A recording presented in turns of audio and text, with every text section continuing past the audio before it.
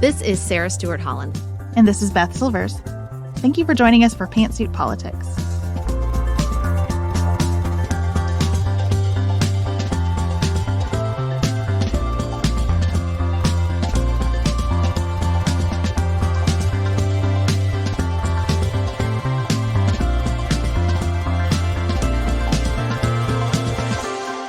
Welcome to Pantsuit Politics, where we take a different approach to the news.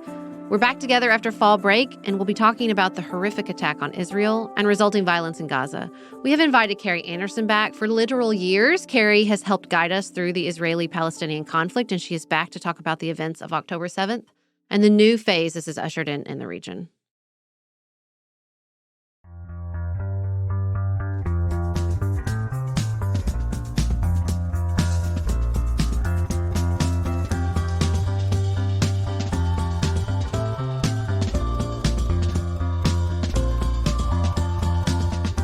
We are recording on Tuesday, October 10th, and as of this morning, the numbers of dead being reported from Israel continue to rise. More than 1,200 people have died, at least 700 Israelis and 560 Palestinians, and citizens from many other nations. I read a story about Thai nationals who often work in Israel and how many of them were killed. 11 Americans have been reported as killed in the conflict. We have over 2,000 people wounded. We have over 100 Israelis taken hostage by Hamas during the attacks on October 7th. The reporting this morning is that Hamas is threatening to execute those hostages should the bombing in the Gaza Strip continue.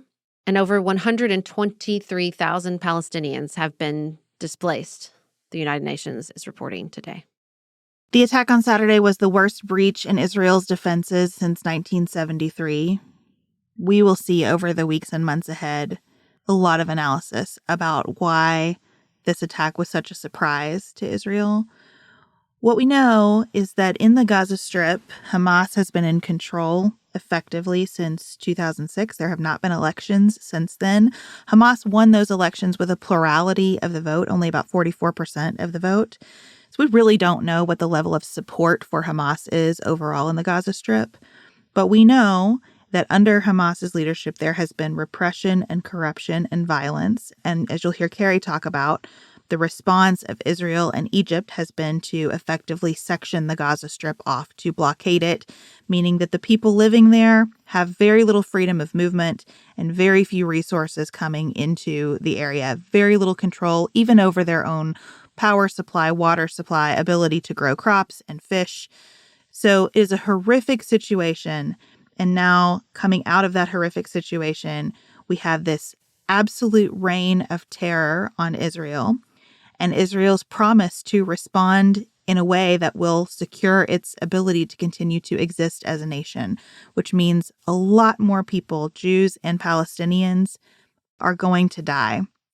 And that is the almost incomprehensible horror that we have been trying to wrap our minds around for the past few days as we understand what happened here and why it happened as best we can. You know, we have been talking about war and suffering in this region and in the wider globe since the invasion of Ukraine. And I think that it's really hard to hold this ethical tension of that there is a right way to kill each other. I know that sounds insane. That we have agreed to a list of rules post-World War II in which we will engage with conflict with each other. The pragmatist in me respects that, right? I wish to live in a place of peace without conflict. Of course I do. We all do. But for decades, we operated under the assumption that there were rules when conflict arose, that we did not invade other countries, that we did not target civilians, that we did not kill children and the elderly, that we did not take them hostage, that we do not kill people and then take their phones and post their dead bodies on social media. Like this, what happened on October 7th? What happened in other conflicts around the world recently, to me, it's like we've lost something. We've lost the ability to distinguish. We've lost the ability to threaten and cajole and hold a certain amount of order around the globe. We talk with Carrie about that this is a new phase in this region, but it feels like a new phase generally around the globe.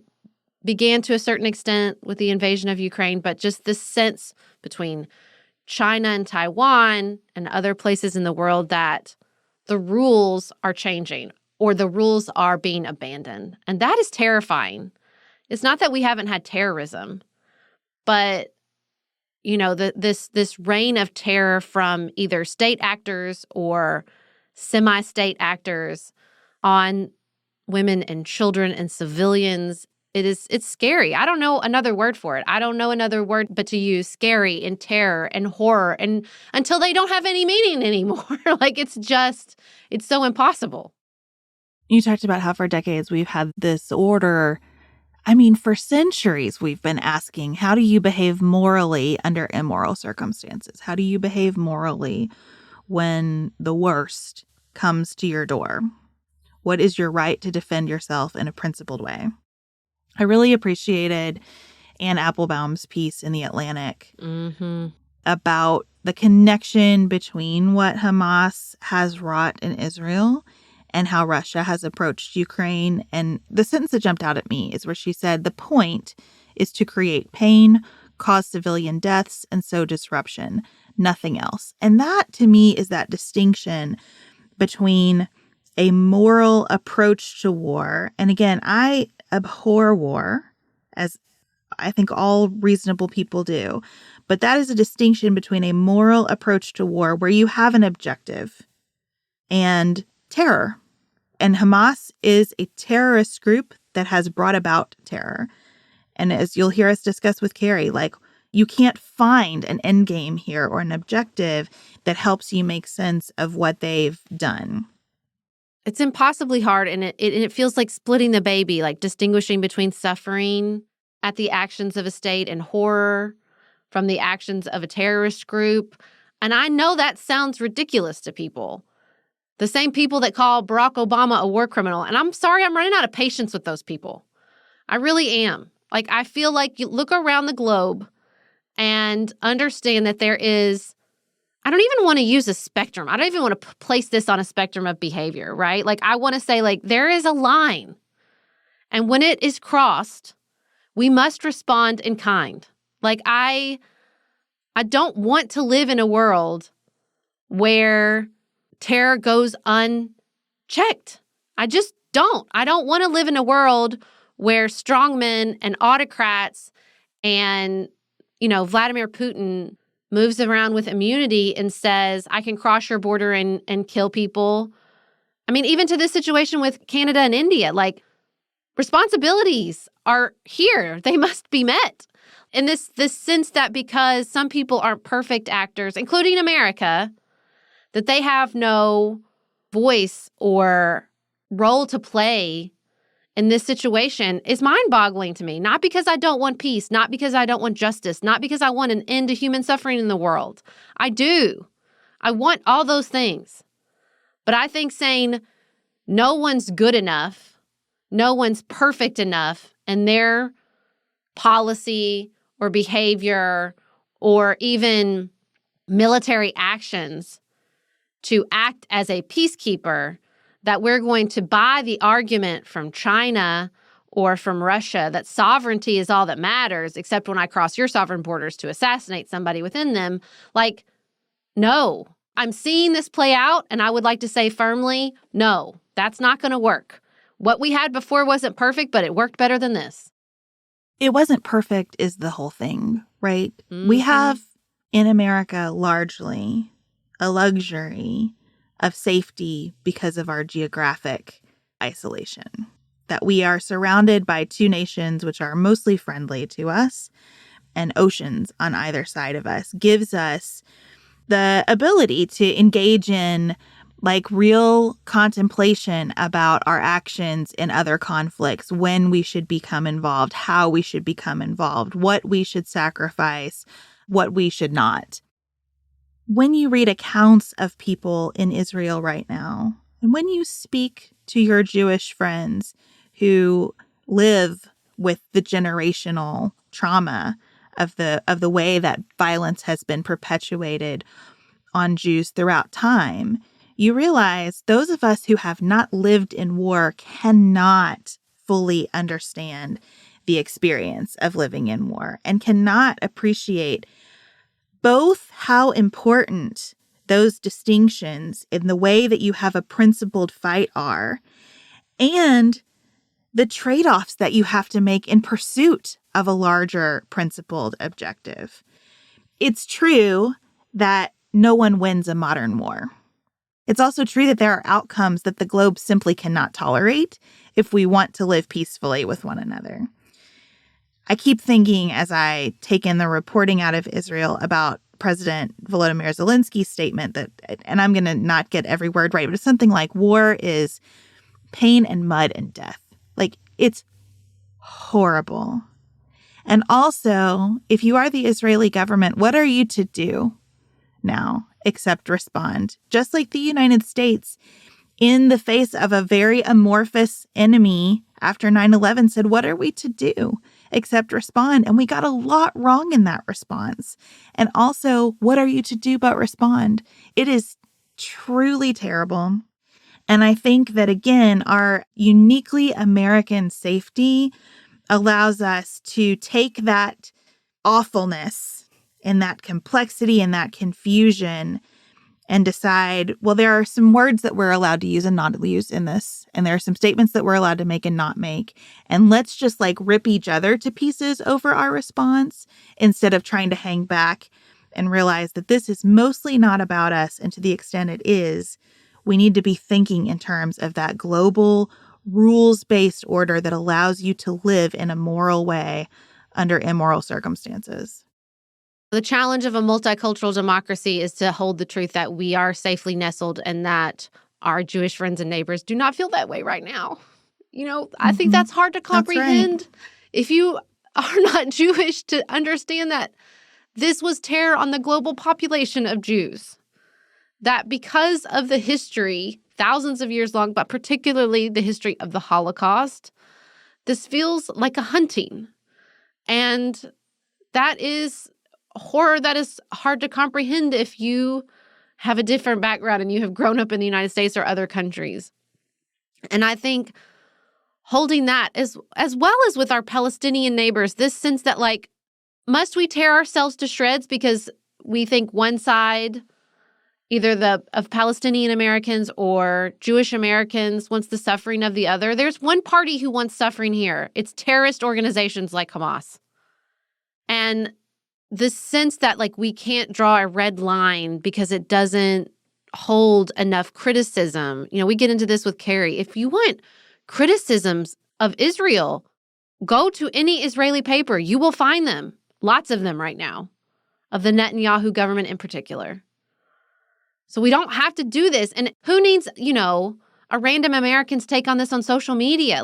Your friends and neighbors are watching, but they're not watching for your policy suggestions. They're watching for your support. They're watching for your recognition, watching for your heartbreak of all the suffering that has taken place and your recognition that this was horror on the next level. That is hard to comprehend. Truly, truly hard to comprehend. I think that's right. That if nothing else, what is called for from random Americans like us is just care and a lack of tolerance for this type of tactic. And an understanding that Hamas acts not out of protection of the Palestinian people or a desire for their flourishing, but from a place of wishing death and humiliation and destruction. From a policy perspective for Americans, the other thing that I think is called for is just a sobering up, just recognizing that a lot of what we fight about here is so trivial compared to what the rest of the world has to manage. Yep. And we have a critical role to play, whether we want it or not, in maintaining that rules-based order. And we need leaders who are willing to grapple with that. I never want to be the language police, but we do allow our leaders to speak to us in a level of hyperbole that doesn't give us space to grapple with really catastrophic things when they occur. Yeah. Yeah. And I think it is time for us to insist on more seriousness of leaders from, lots of different schools of thought. But just saying, we need you to recognize what our role is in the world and shepherd us through that role judiciously and examine the challenges that we have here in America in some kind of perspective vis-a-vis the rest of the world. Well, perspective is called for, which is why we called Carrie Anderson. Next up, we're going to share our conversation with her.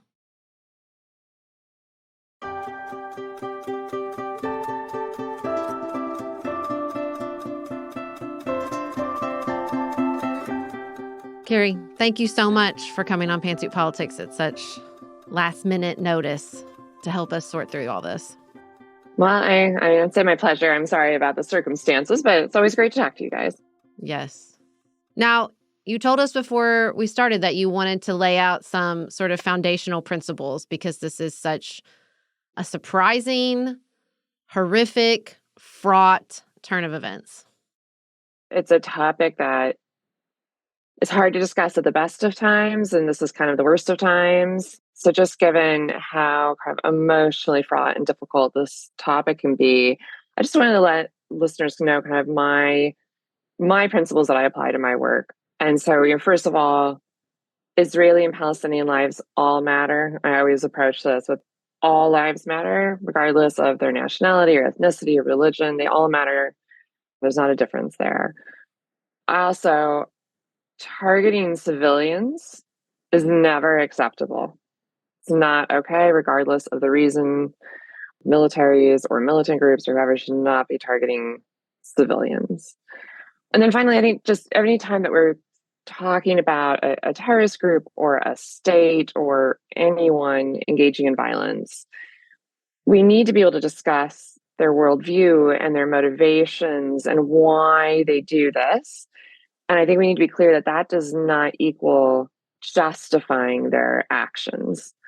One thing I love about Pantsuit Politics is you guys talk about holding the tension, and this is a case where you need to hold the tension.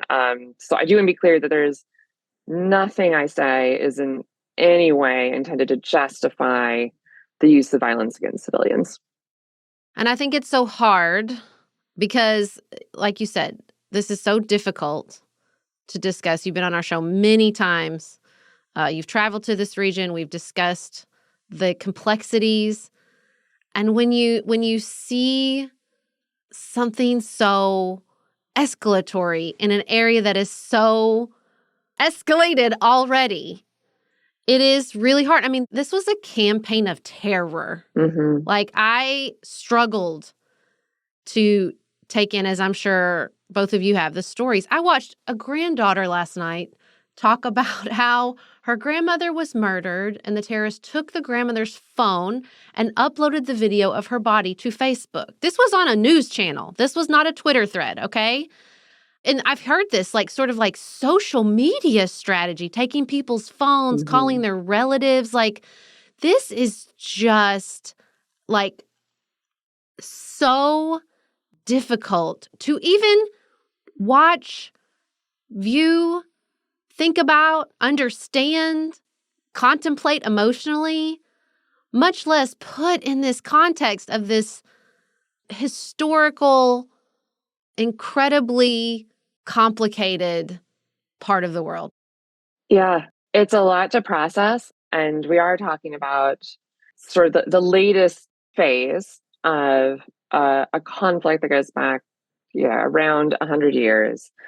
And I think it is important, sort of from an analytical perspective, to acknowledge this is a new phase. This is a big deal. Mm-hmm. This is a new phase. This is going to shift dynamics, specifically in the Israeli-Palestinian conflict, to some extent, and the broader region. I think we need to be a little cautious as we think about that and talk about that. But yeah, this is obviously an enormous deal for all of the individuals who are affected.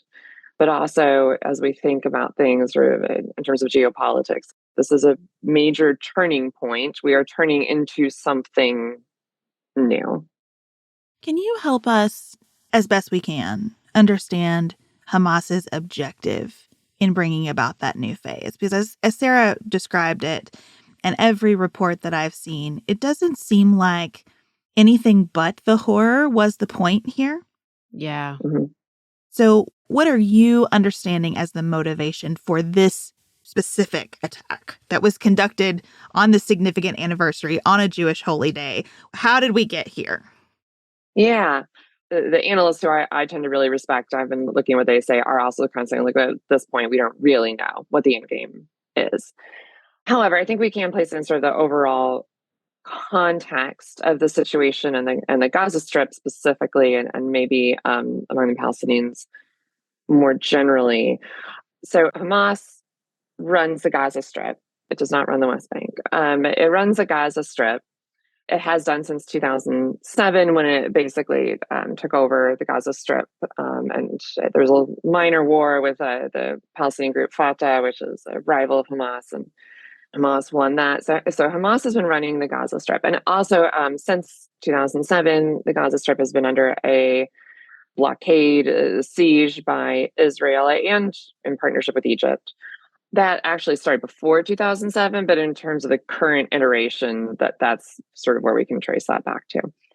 And one thing that's really interesting about what happened here is Hamas clearly had coordination with other militant groups like the Palestinian Islamic Jihad and some other groups, which often are rivals. They don't necessarily all get along, even this tiny little territory of the Gaza Strip.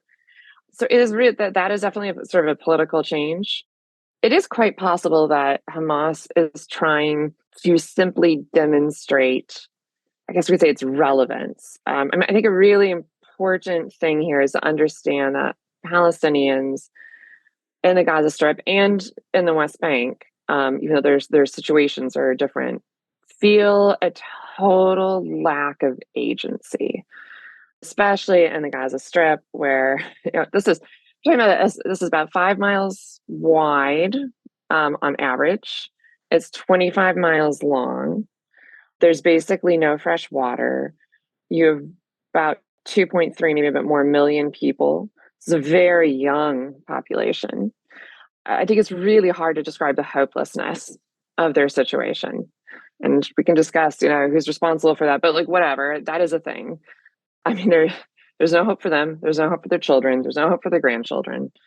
The West Bank is a different situation, but similarly has been under a lot of pressure, military pressure from Israel, and also feels like there's no hope. And so I think part of this, and part of what you're hearing from there are a lot of Palestinians who don't like the brutality of the Hamas attack, but they also have a sense of somebody did something. Somebody did something to defend us. I don't think it was a great form of defense, but that is how many of them feel. Somebody did something to prick our enemy who feels so far above us, so removed, like Israel can do whatever they want to us, and we have no agency. And so I think to some extent, this is just saying, hey, we can do this. We can do this, and showing that Palestinians and Hamas specifically have this power and this agency. So again, not to justify anything, but that's part of what's going on here. Well, and I think what's so hard to comprehend, though, is that anyone could see that this would rain down death and destruction inside the Gaza Strip. I think that's what's so hard to understand, is to say, any consequence of this is going to mean the loss of Palestinian lives, children, women, the elderly inside the Gaza Strip. And I think what's so hard, too, is this idea that, Hamas has power and agency. Well, also anyone with any level of expertise is saying this was not Hamas by themselves. There are other players in this reality. There is Hezbollah, there is Iran, and these are people who are on different sides of, a religious conflict.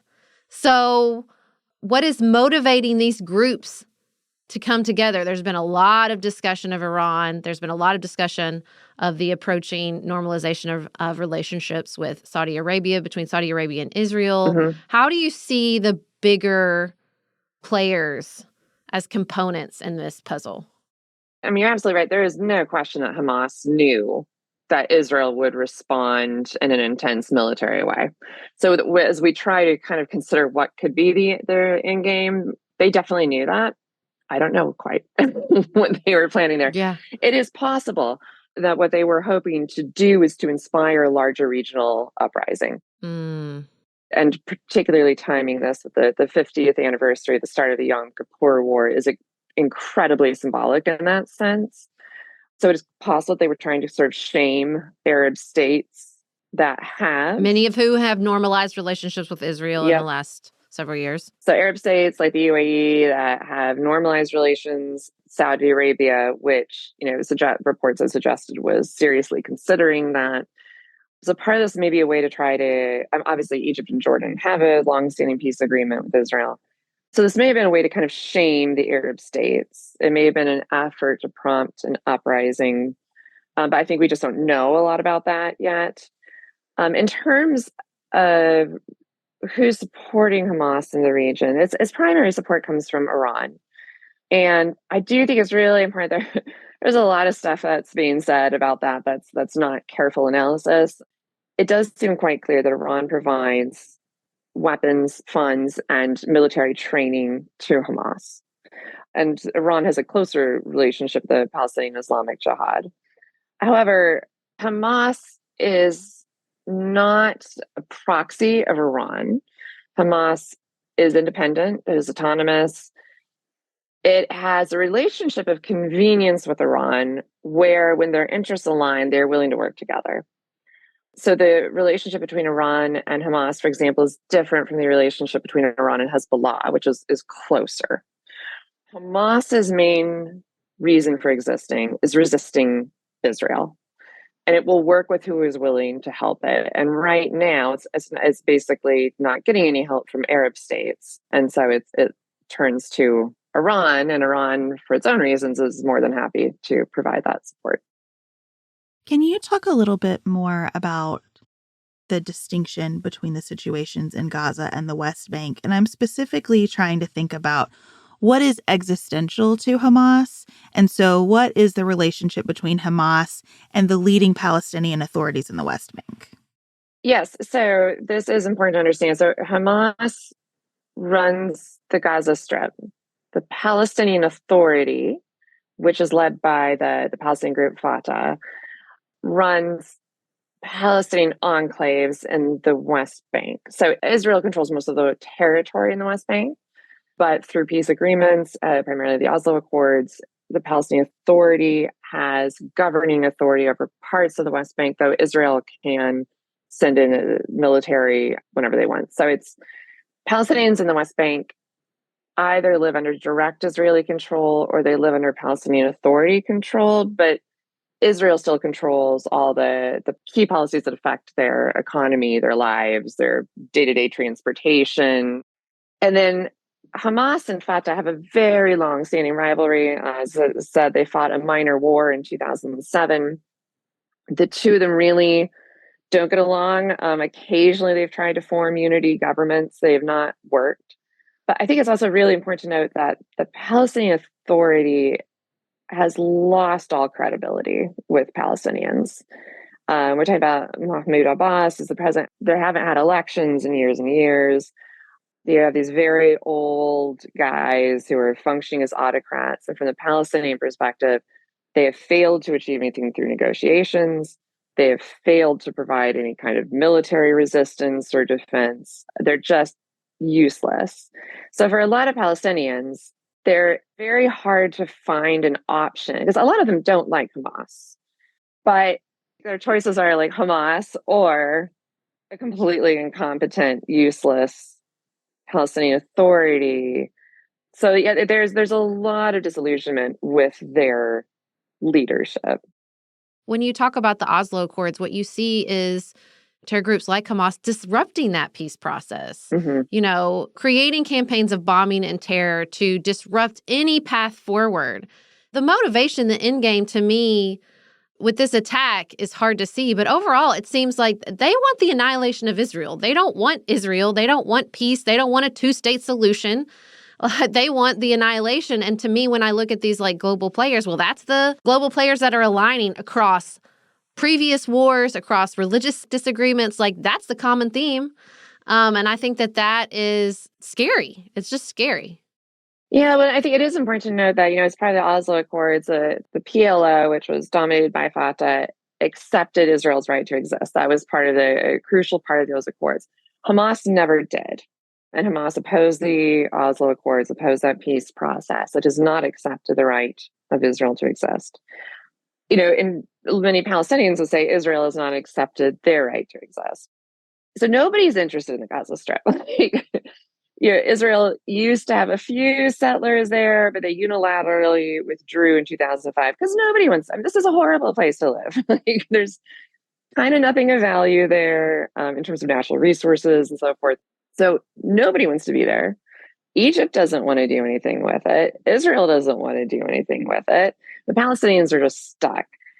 And so what Israel is much more interested in is the West Bank. And so I think, particularly under Netanyahu, and particularly since the 2005 withdrawal, Israel's approach has been kind of just lock these people up in this big open air prison and just kind of hope, it'll be okay. They have a term called mowing the grass, where occasionally you bomb Gaza to diminish the military capabilities of Hamas. And it's basically as a form of containment. And so I think there was this idea that, okay, Israel, and they have this incredibly high-tech fence and wall system that they built all around Gaza. And so I think there was just this sense of okay, we've got that covered, right? We have this big fence, we have this high-tech stuff, we occasionally degrade their military capacity, so we're good. And they had actually, under the current Israeli government, which is a very, very, very far-right government, they had moved, and that far-right government is much more interested in the West Bank. They have certain members who want to annex the West Bank, others who generally support settlers and the Israeli settlers in the West Bank. And so they had actually moved a lot of soldiers from Gaza and from southern Israel to the West Bank, where we've seen a significant increase in Israeli military actions in the West Bank and Palestinian responses. And so part of that gave Hamas an opening. So part of the problem is I think that Israel just sort of thought, well, and I don't, not all of Israel, but the Netanyahu government thought that they could just kind of manage and contain the Palestinians in Gaza and focus elsewhere. And I think this has clearly shown that obviously didn't work. I think this also raises important points, but you can have the world's most high-tech fence and wall, but if you don't have people there manning it, you have a problem. Right. Carrie, predictably, the American political system is responding in a way that feels somewhat chaotic and myopic. Political system is a bad phrase to use there. I mean, people running for office are responding in ways that are discouraging. What should the United States be doing? I think the State Department has been very wisely circumspect about Iran's role, for example. What else would you advise if you were there at the table saying, how should we be looking at this? Yeah, I guess I would like to see two things in our foreign policy issue on this. One is caution. And I think you're right. The State Department has done a good job of, and Israeli sources have also largely said, we don't know what, if anything, Iran's involvement was in a specific attack. Obviously, they provided weapons and funds, and so there is a degree of culpability there. But everybody kind of needs to take a deep breath before we jump into some sort of massive regional war and kind of pause. This has been very surprising. Many really good analysts don't really understand exactly what is going on. So we kind of need to pause and use some caution. I would also like to see the US government take a more principled approach and the principle of, as I was saying, as we started talking, all of these lives matter. Targeting civilians is unacceptable. atrocities against civilians is unacceptable, and we will condemn these actions regardless of who has committed them, regardless of who the victims have been. I would like to see a more principled approach, cautious approach. But I think the other thing I would mention is that kind of the concerns about a broader regional conflict. Sarah was saying this was terror, obviously. I mean, Hamas, this was pretty much the definition of terror. And I've heard a couple of really good analysts on terrorism making comparisons with Islamic State and the types of atrocities we saw under Islamic State. And I'm very concerned about the extent to which this might inspire other terrorist groups. So I would also hope that part of our US policy, I think it's been very tempting for us to kind of say, oh, terrorism doesn't really matter anymore. Let's focus on China or whatever. And China's a problem. I'm not saying we shouldn't focus on China too, but I think we need to be taking seriously in a cautious way, but that this could be a real boon to different terrorist groups. So that's something we need to prepare for as well. I want to get back to what you were saying about sort of the Israeli approach. I think people are tying themselves in knots, making sure that they're, saying something critical about Israel, to which I say, you don't have to look far. You can go look in Israeli newspapers to hear Israelis loudly denouncing Netanyahu's government and approach. If this is compared to America on September 11th, I didn't see editorials on September 16th in prominent American newspaper calling for George W. Bush to leave office. That's not what I remember. And they are loud voices. And I read this morning that some of the kibbutzes along the border with Gaza were very left-leaning Israelis, peace activists who use the language apartheid, and they have been killed or taken hostage. And so there are voices, Israeli voices, that say this mowing the grass, this saying that, directing forces up to the West Bank, this Netanyahu approach. There was a really great quote from Dave Pell's newsletter where he said, strong men protect their own power, not their country's. And I think that is the resounding critique I hear from so many Israelis about Netanyahu and how this came as such a complete and total surprise to a security and intelligence force that is revered the world over for its advances. And I think that is so important to point to. Yeah, I think it's really interesting. When the news about this attack first broke, my initial thought was, well, this will be great for Netanyahu and this far-right government. I'm not suggesting any conspiracy theories. I'm just saying that I thought they would. But history shows that, that's usually what happens, yes. I was like, Israel has, of course, been dealing with these really significant internal political divisions as Netanyahu's government, as in my view, and the view of many Israelis, has been trying to undermine democracy and to gain more power for his particular government. And so when all of this first happened, I thought, Israel's seeing huge protests and, over this type of thing. And so at first I thought, oh, well, this is great for them. Now everybody's going to, rally behind the government. And that has happened. But alongside of it has been this fascinating criticism. So I think it's really interesting that, of course, you have a lot of, Israelis rallying around, under the whole previous to this attack, there had been Israeli reservists who'd been refusing to serve in the military because they felt like Netanyahu was doing things that were undermining their democracy and that's not what they fight for. And of course, that's, they are all showing up now. And, and that movement has said, right now we have to go fight and defend our people. And at the same time, there is an open criticism that this government, which has been all about, we're going to keep you safe, we're going to keep you safe, not only failed to see this coming, not only failed to respond, but that there were these communities who there was no protection for them for hours. I read this morning they just got to a community that had been held hostage for 3 days. Yeah. And if you listen to the stories from a lot of the people in those southern Israel communities, there's this real sense of abandonment, that the government abandoned them. And so I think we're going to see, everybody's going to rally together right now. You respond to this situation, but There's going to be a real accounting in Israel eventually. So we'll see what happens. I think that strongman critique is really important to internalize about the Hamas side as well, though. This is not, to me, an act of Palestinian resistance or about advancing the well-being and safety and freedom and prosperity of people living in the Gaza Strip. This is about Hamas.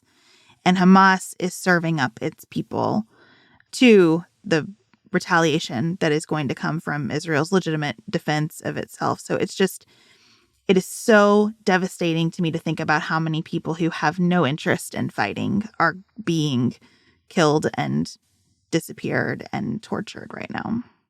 Yeah.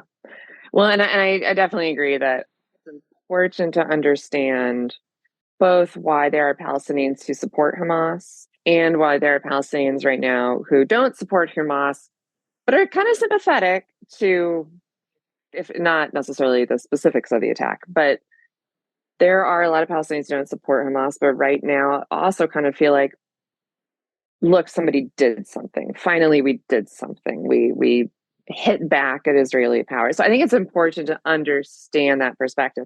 As Americans that elected Donald Trump, we should be able to understand that. We should be able to understand this. There's a thread there. And 100% agree that Hamas has no interest in the well-being of the Palestinian people. I mean, every single time Israel and Gaza go to war, far more Palestinians die than Israelis. And that will totally be the case this time, too. Many, many, many Palestinians are going to die in this. And this is why I'm still trying to understand fully what Hamas's endgame is, because the entire Gaza Strip, which is already in really, really, really bad shape, is just going to be destroyed. And I don't understand, unless they really thought that there would be this larger uprising, or maybe they thought that by taking hostages, they could sufficiently use them as human shields so that Israel wouldn't attack. That's possible. So I think it was foolish, but it's possible that Hamas made some miscalculations here. And I think they just wanted to create terror and kill Jews. That's what terror is about, like it is about creating death and destruction, even if it rains down on your own people as well. Well, and a lot of what I've read this morning is that Hamas is surprised by how effective this attack was. Like they expected to do damage, but they didn't expect to do this much damage. And so, what the calculations were on their end of what the retaliation looked like might have been off in that respect too. I think that's very possible. Like, I've just wondered personally, for example, the rave that was happening where many people were killed and many hostages taken from there. I wondered, did Hamas know that was going to be happening? I don't think that had anything to do with it. The date was chosen because it was the start of the anniversary of the Yom Kippur War. But like, I've just kind of wondered, did they know that was going to happen, or did they just sort of like break through the fence and were like, oh, look, here's all these people right here?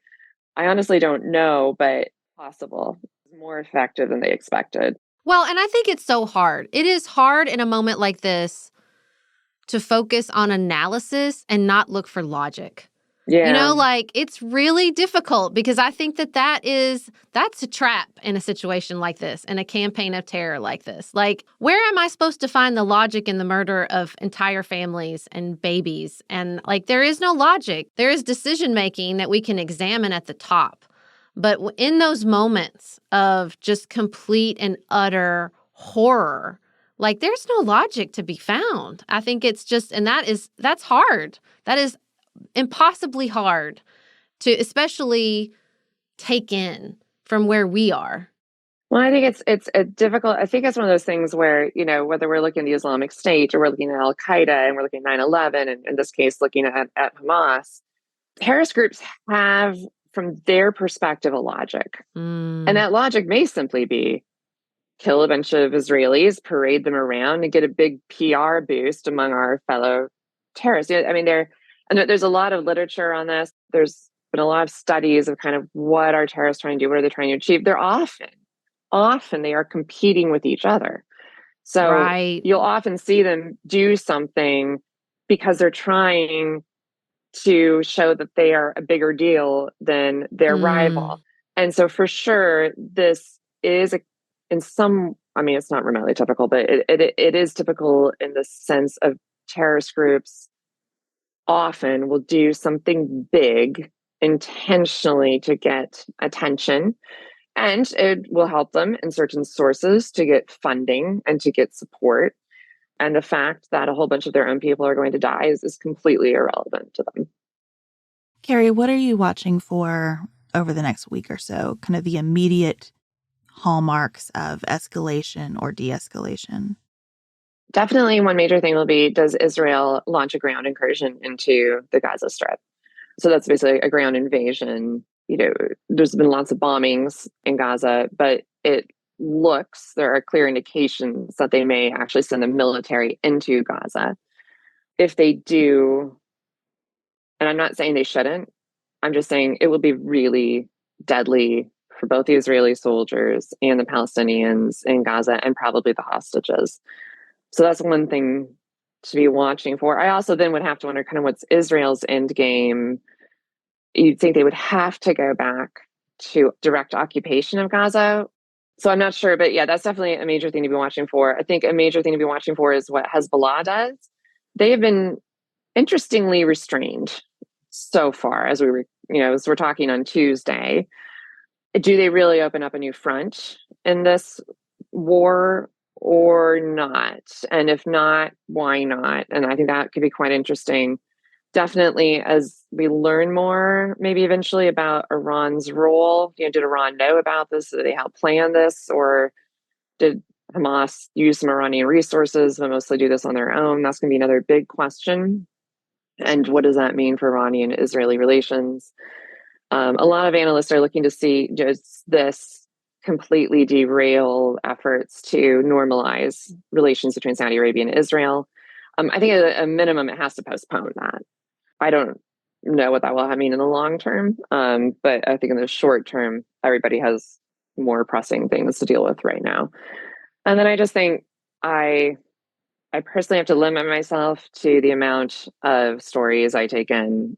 But we're already starting to learn about just how horrific this attack was, and the fighting in Gaza is going to be horrific. This is just, it's going to be bad.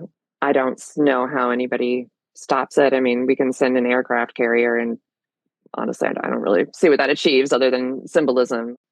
But the wheels have now been set in motion of something that I don't know how it's going to stop. And I am deeply concerned that I think we're going to see many more Israelis and many more Palestinians die in this war.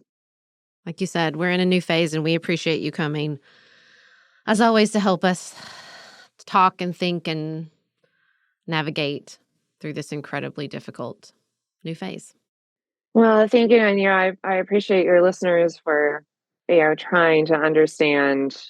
I've been working on terrorism issues on and off for years, and it's always hard because you want to understand why it happens, and to do so, you have to go to some dark places and understand some perspectives and worldviews. But that doesn't take out any of the sting of the atrocities and the deaths that are happening.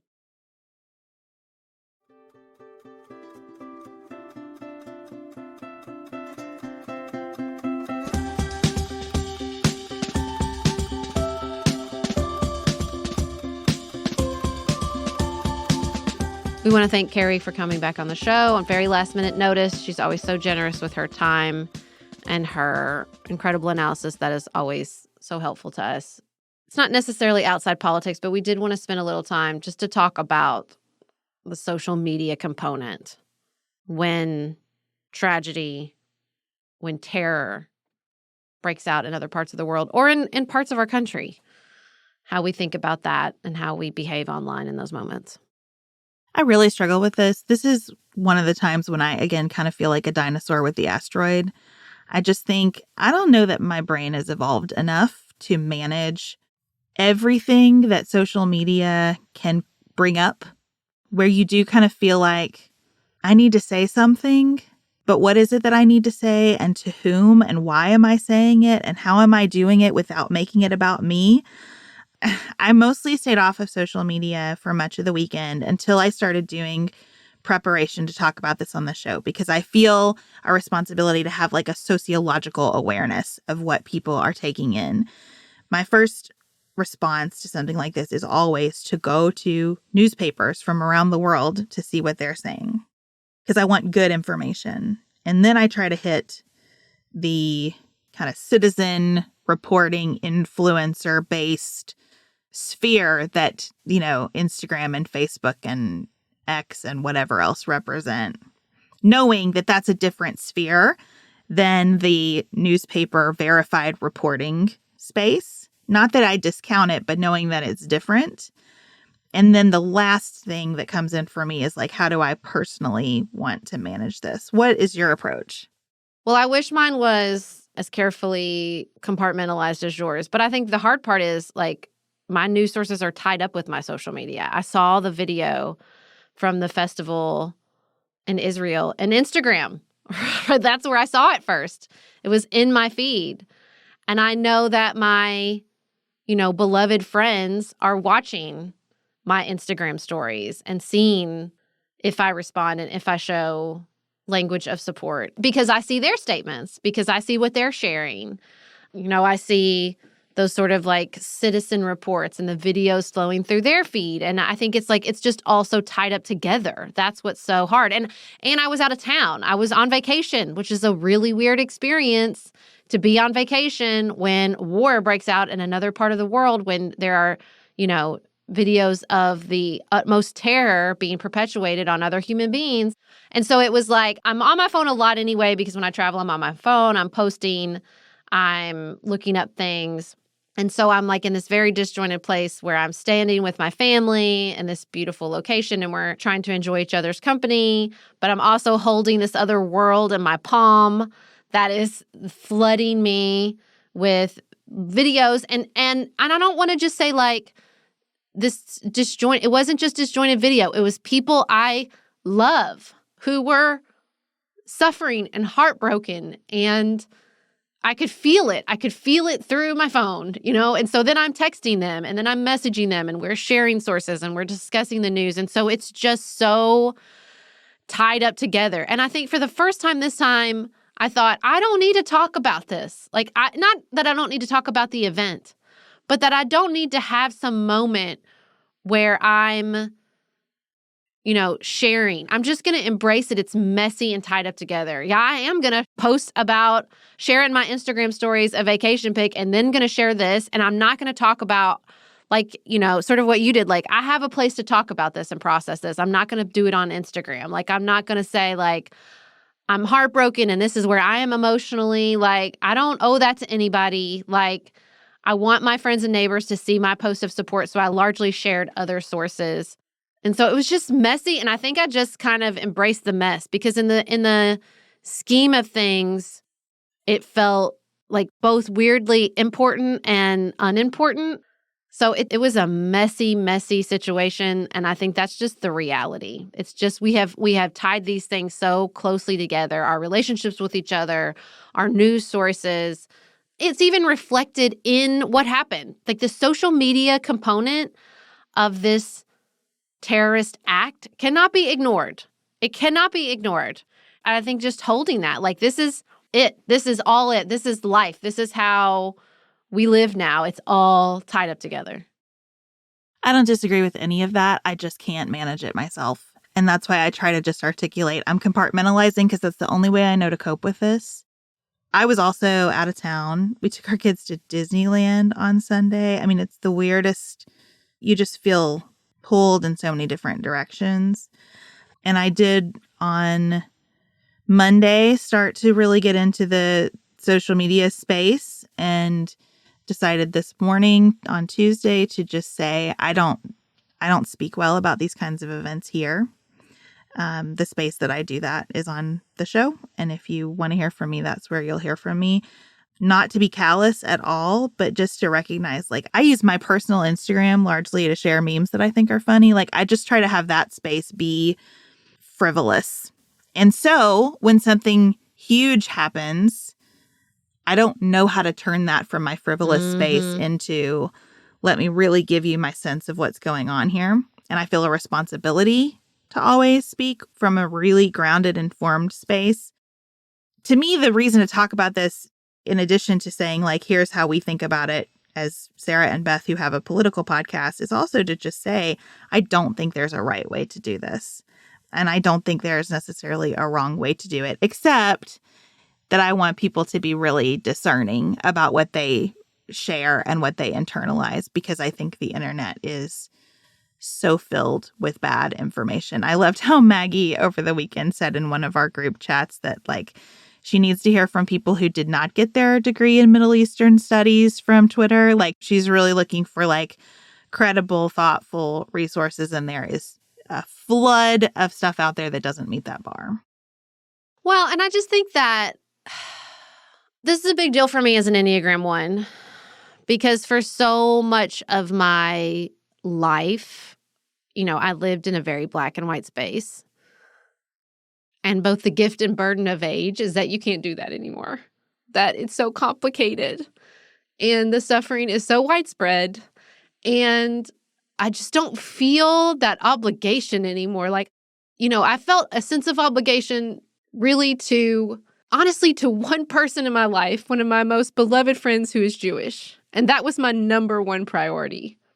And I just thought the rest of it, like, it doesn't matter. Like, I get this moment, I get it right with her, I'm with her, I'm supporting her, or it doesn't matter, And so, and I think that's the reality moving forward, the sense that, like, there is a right way to be. It's going to be different for every person. Some people are going to need to express righteous anger and policy statements, whatever. I don't even care anymore. Like, whatever you need to do, you want to fight it out in the comment section. That's how you feel more in control at a moment like this. Godspeed. I have not found a lot of comfort doing that, and I have tried. But I think, like, sometimes I'm also not going to, rob people of that learning. Like, there's only one way to learn that, and that's to do it. And I think that that's in moments like this where you're just torn to pieces, either personally or just sort of as a human being in this moment, witnessing the suffering and the horror of other human beings. I think I hope is, because social media and because our online lives are so tied up together, that we are leaving behind the idea that there is, like, a right way or a wrong way. There is just a human way. And so it's going to be really messy. And so, that's going to involve heartbreak and anger and every other human emotion that would happen if we were just in one big meeting room together, which is basically what happens a lot of times on online life. And I've just come to a place of acceptance and grace around that. Like, it is what it is, and I cannot do the thing I used to do, which is to try to perfect it or improve it or find my way to control it and sort of tackle it. I just can't do it anymore. I can't do it anymore. And that's probably because we have this space here. I think that's right. I think we have the luxury of an outlet that not a lot of people have. And so there's going to be a different approach. And I completely respect that. For me, channeling my energy into getting that right on social media is just not the best, most productive work for me. And so I have tried in this and other crises to just channel my energy to the place that is the most productive approach for me, where I can contribute what I think is the most I have to offer. And I think there's some value in just recognizing the brain space that it takes up for everybody to figure out who you want to be online when something is happening, especially at some distance from you, but that is extremely personal to people you love. It just takes up a lot of brain space. It is very thorny. And one person will scroll past and see you post something funny, something personal, something warm, something light, something not attached to the tragedy, and say, thank goodness this person still embraces joy, because joy is incredibly important when things are terrible. And another person will scroll past and say, how offensive. And neither of those people are wrong in their reaction to it. it's just more than we can all process in the midst of that kind of emotion and terror.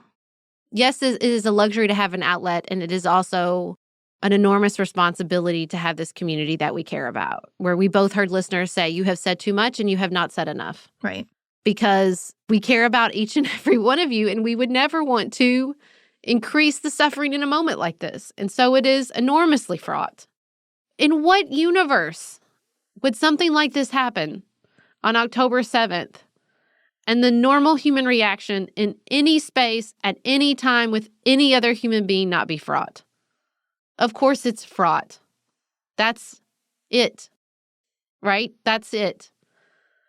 And I think the wanting to equalize that fraughtness, right? Or wanting to correct it or contain it or, like I said, perfect it. That's where we get into trouble instead of just letting it live and walking through it as best we can. And I hope that in walking through it, the thing that comes across more than anything else is that our hearts are broken about this. And we are trying to offer what we can offer in the midst of it. But the first thing is just that care and that love for all of you. So thank you for joining us during this incredibly fraught time. We never take your time or your heartbreak or your input or any of it for granted. We will be back in your ears on Friday. And until then, keep it nuanced, y'all.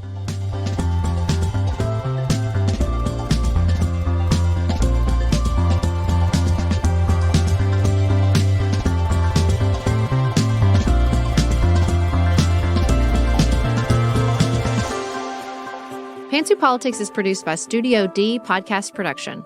Elise Knapp is our managing director. Maggie Penton is our director of community engagement. Xander Singh is the composer of our theme music with inspiration from original work by Dante Lima. Our show is listener supported. Special thanks to our executive producers: Martha Brunitsky, Allie Edwards, Janice Elliott, Sarah Greenup, Julie Haller, Tiffany Hassler, Emily Holiday, Katie Johnson, Katina Zuganellis-Kasling, Barry Kaufman, Molly Kors, Catherine Vollmer, Lori Ladow, Lily McClure, Linda Daniel, Emily Neasley, The Cousins, Tracy Putoff, Sarah Ralph, Jeremy Sequoia, Katie Steigers, Karen True, Annika Uvaline, Nick and Elisa Valelli, Amy Whited, Emily Helen Olson, Lee Shea McDonough, Morgan McHugh, Jen Ross, Sabrina Drigo, Becca Dorval, Christina Quartararo, Jeff Davis, Joshua Allen, Melinda Johnston, Michelle Wood, Nicole Berkless, Paula Bremer, and Tim Miller.